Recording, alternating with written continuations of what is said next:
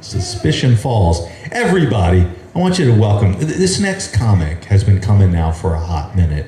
Yeah. And this is his first clean comedy night here at Spaghetti on the Beach. Woo! And he put on clean clothes. Yeah.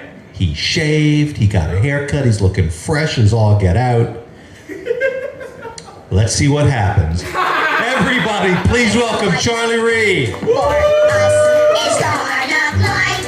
For us, Static create. We can drink. Static says we can drink. How we doing tonight? Woo! So I didn't do too special for you. I happened to actually just put on my Halloween costume this year. I'm going as a responsible adult, so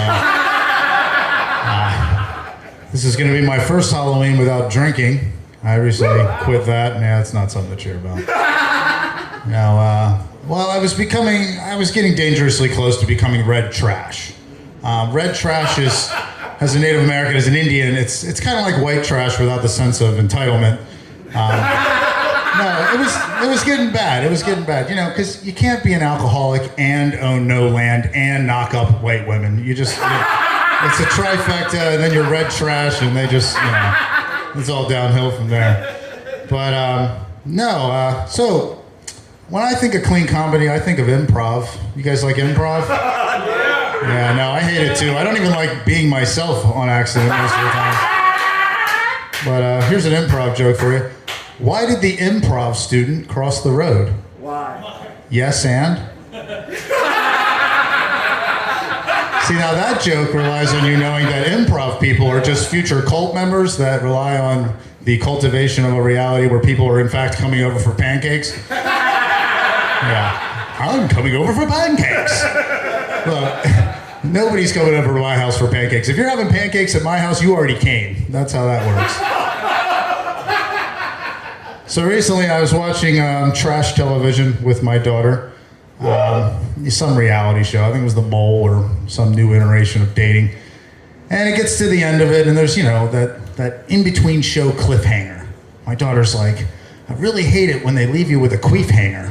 She's like, queef hanger? I think I'm going to go with that. I rolled with it. I inspired her to continue that, and right now in Southern Maryland, there's a group of fifth graders that are popularizing queef hangers. Now, I don't want you guys to take the Urban Dictionary before I get to it, but I've yet to define exactly what a queef hanger is, but if you come over my house, you won't get pancakes after one, I can tell you that.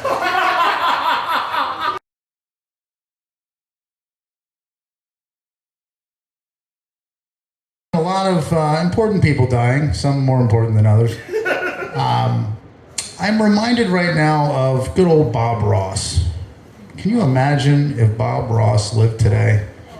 I think he'd be pretty woke. That wouldn't be the issue. He was ahead of his time, but good God, he must be rolling over in his grave. I imagine that. Think about Bob Ross looking at the environment that we live in. Imagine him trying to do his painting show. Hey folks, welcome back to another Joys of Painting. I thought we'd do a nice mountain landscape, maybe somewhere in the Dakotas. What do you say? Let's get started. We'll have the colors run across the screen. We're going to use cobalt blue. We're going to have Native American red, and small green. So yeah, let's get started here. And you know how he likes to commentate. He gets almost all the way done his painting, and then he just put a little pizzazz in it, right? So here's Bob Ross. Say, we're missing something here. We got our nice mountain. We got our stream.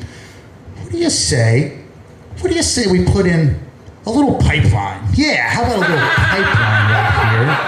Yeah, we'll have a couple of fish. Remember, there are no mistakes, only industrial accidents. All right.